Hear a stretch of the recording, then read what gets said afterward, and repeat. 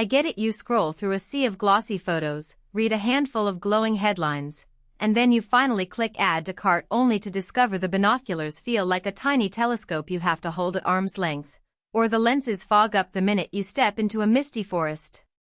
That disappointment is why I'm doing this deep dive, so you can avoid buying something that looks perfect on the listing but leaves you squinting at the trail. Link is in the description if you want to check the product details on Amazon. The Swarovski Optik 8x25mm CL Pocket Wild Nature is positioned as a compact, waterproof roof prism binocular that promises comfortable viewing right out of the box. Before I got my hands on it, I spent a few days reading through forums where hikers argue about the trade-off between size and light gathering, and I watched a few YouTube videos where birders test various 825 models in early morning light. What I kept hearing was that the real test isn't the magnification or the angle of view on paper, but how the scope behaves when you're on a moving bike trail, a rainy shoreline, or a city rooftop at dusk. First off, the size. At 825mm, this binocular fits into the same pocket you'd use for a phone, and the twist-in Eyecups let you collapse the barrels down to a depth that's genuinely pocket-sized. I slipped it into the side pocket of my hiking backpack on a 2-day trek through the Appalachian foothills, and it never got in the way. That's the kind of convenience you only notice when you actually have to carry something for hours.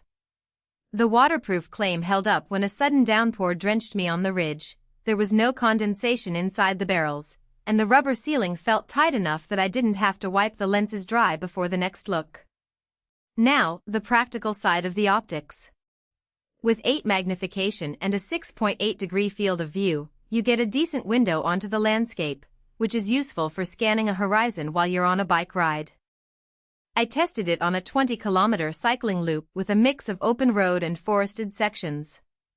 On the road, the image stayed steady enough that I could spot a distant road sign without having to brace my arms.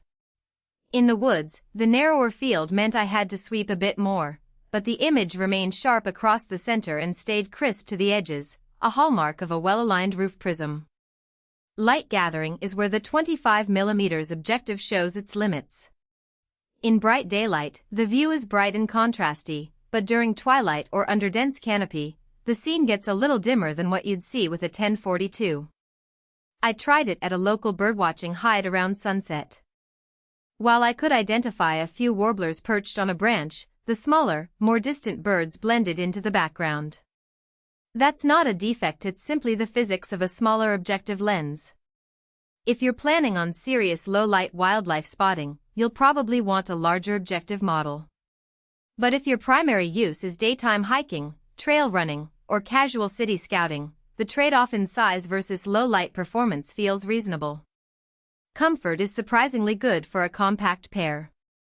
The twist-in Eyecups automatically adjust to the distance between your eyes, so you don't have to fidget with diopter rings every few minutes. I wore them for a full 3-hour wildlife drive, and my neck didn't ache from holding them up. The binoculars are also featherlight, around 500 grams, so you can hold them for extended periods without fatigue. That matters when you're standing still, say waiting for a deer to cross a river, and you want the instrument to feel like an extension of your eye rather than a weight pulling you forward. One hidden trade-off I discovered is the lack of a built-in sunshade. Many larger models include a rubber or fabric flap that you can pull over the objective to block stray light. With the CL Pocket Wild Nature, you have to rely on the lens caps or an aftermarket clip. In bright, reflective conditions, think of a snowy alpine pass at noon, the absence of a shade can cause some glare, though the roof prism design does mitigate it better than an older Poro setup. If you spend a lot of time in high-glare environments, you might need to pick up a cheap clip, but it's not a deal-breaker for most users. Who should buy this? If you're a day hiker, a trail runner, a cyclist, or an urban explorer who values a binocular that slides into a jacket pocket and can survive a sudden splash, this is a solid pick. It also works well for casual birding in good daylight, for scouting a campsite, or for checking a distant trail marker while you're on a ridge. The Swarovski brand brings a level of optical craftsmanship that shows up in the clarity and color rendition, making the view feel natural rather than overly processed. Who should skip it? If you're a serious wildlife photographer, a dedicated birdwatcher who often works in low light, or someone who needs the ultimate